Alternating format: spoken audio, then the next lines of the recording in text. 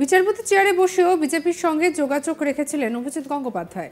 মঙ্গলবার 5ই মার্চ এই অভিযোগ করলেন তৃণমূলের সাংসদ তথা দলের সাধারণ সম্পাদক অভিষেক বন্দ্যোপাধ্যায়। তিনি জানান, উনি স্পষ্ট করে একটা সত্যি কথা বলে দিয়েছেন, হয়তো মুখ ফসকেই বলেছেন, কিন্তু সত্যিটা বলেছেন বলে আমি তাকে ধন্যবাদ জানাচ্ছি। উনি বলেছেন, আমি বিজেপির কাছে আবেদন করেছি আর বিজেপি আমার কাছে আবেদন করেছে। এটা খুবই ইন্টারেস্টিং। উনি তার মানে স্পষ্ট করে বলছেন যে আমি যখন বিচার ব্যবস্থার বিচারকের চেয়ারে বসে বিভিন্ন শুনানিতে আমার রায় দিয়েছি বা আমার এজলাসে যে সমস্ত মামলা শুনানি হয়েছে সেই সমস্ত বিজেপি আমার সঙ্গে যোগাযোগ ছিল বা আমি বিজেপির সঙ্গে যোগাযোগে ছিলাম। বাকিটা আমি সাধারণ মানুষের হাতে ছেড়ে দেব। কি বলছেন অভিষেক বন্দ্যোপাধ্যায়, শুনবো। উনি স্পষ্ট করে একটা সত্যি কথা বলে দিয়েছে, হয়তো মুখ ফসকেই বলে দিয়েছে, কিন্তু সত্যিটা বলেছেন বলে আমি তাকে ধন্যবাদ জানাচ্ছি। উনি বলেছেন যে I approach the BJP and BJP approached me. এটা খুব interesting. You have to read between the lines.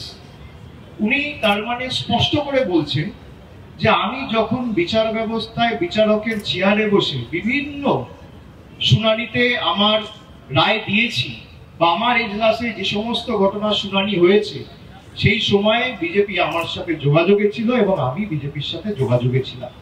বাকিটা আমি সাধারণ মানুষের কাছে ছেড়ে দেব। প্রসঙ্গত অভিষেক বন্দ্যোপাধ্যায়কে নাম না করে মঙ্গলবার তালপাতা সেপাই বলেছিলেন বিচারপতি অভিজিৎ গঙ্গোপাধ্যায়।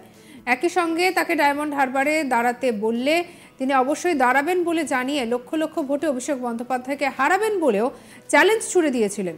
এদিন সাংবাদিকরা সদ্য প্রাক্তন বিচারপতির কাছে জানতে চান, বিজেপি তাকে অভিষেক বন্দ্যোপাধ্যায়ের বিরুদ্ধে দাঁড় করালে তিনি রাজি হবেন কিনা।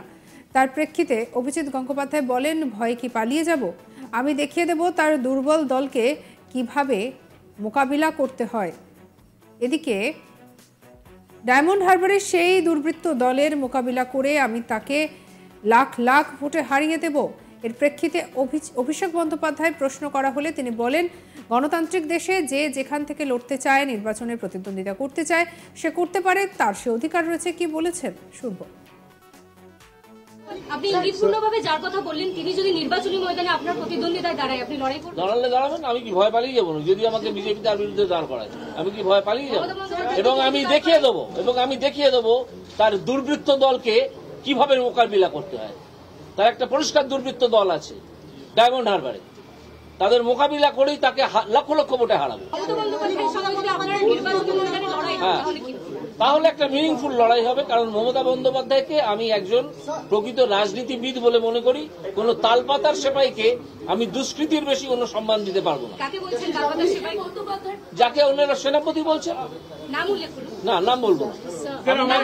আমি অনেক নাম, আমি কি এখানে কোনো স্ল্যাং ল্যাঙ্গুয়েজ ইউজ করতে এসেছি যে আমি তার নাম নেবো? সেই নামটাকে আমি স্ল্যাং ল্যাঙ্গুয়েজ বলে মনে করি, আমি সেই নামটাই নেবো না। বিচারপতি চেয়ারে বসেও বিজেপির সঙ্গে যোগাযোগ রেখেছিলেন অভিজিৎ গঙ্গোপাধ্যায়। মঙ্গলবার 5ই মার্চ এই অভিযোগ করে তৃণমূল সাংসদ তথা দলের সাধারণ সম্পাদক অভিষেক বন্দ্যোপাধ্যায় তিনি জানান যে স্পষ্ট করে একটা সত্যি কথা বলে দিয়েছেন, হয়তো মুখ ফসকেই বলেছেন, কিন্তু সত্যিটা বলেছেন বলে আমি ধন্যবাদ জানাচ্ছি। উনি বলেছেন, আমি বিজেপির কাছে আবেদন করেছি, বিজেপি আমার কাছে আবেদন করেছে। এটা খুবই ইন্টারেস্টিং। তার মানে উনি স্পষ্ট করে বলেছেন যে আমি যখন বিচার ব্যবস্থায় বিচারকের চেয়ারে বসে বিভিন্ন শুনানিতে আমার রায় দিয়েছি বা আমার এজলাসে যে সমস্ত মামলা শুনানি হয়েছে সেই সময় বিজেপি আমার সঙ্গে যোগাযোগে ছিল বা আমি বিজেপির সঙ্গে যোগাযোগে ছিলাম। কি বলছেন অভিষেক বন্দ্যোপাধ্যায়, শুনবো। স্পষ্ট করে একটা সত্যি কথা বলে দিয়েছে, হয়তো মুখ ফসকেই বলে দিয়েছে, কিন্তু সত্যিটা বলেছেন বলে আমি তাকে ধন্যবাদ জানাচ্ছি। উনি বলেছেন যে I approach the BJP and BJP approached me. এটা খুব interesting. You have to read between the lines. উনি তার মানে স্পষ্ট করে বলছেন যে আমি যখন বিচার ব্যবস্থায় বিচারকের চেয়ারে বসে বিভিন্ন শুনানিতে আমার রায় দিয়েছি বা আমার এজলাসে যে সমস্ত ঘটনা শুনানি হয়েছে সেই সময়ে বিজেপি আমার সাথে যোগাযোগে ছিল এবং আমি বিজেপির সাথে যোগাযোগে ছিলাম।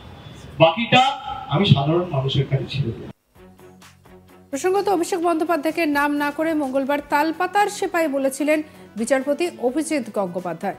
একই সঙ্গে তাকে ডায়মন্ড হারবারে দাঁড়াতে বললে তিনি অবশ্যই দাঁড়াবেন বলে জানিয়েও দিয়েছেন তিনি।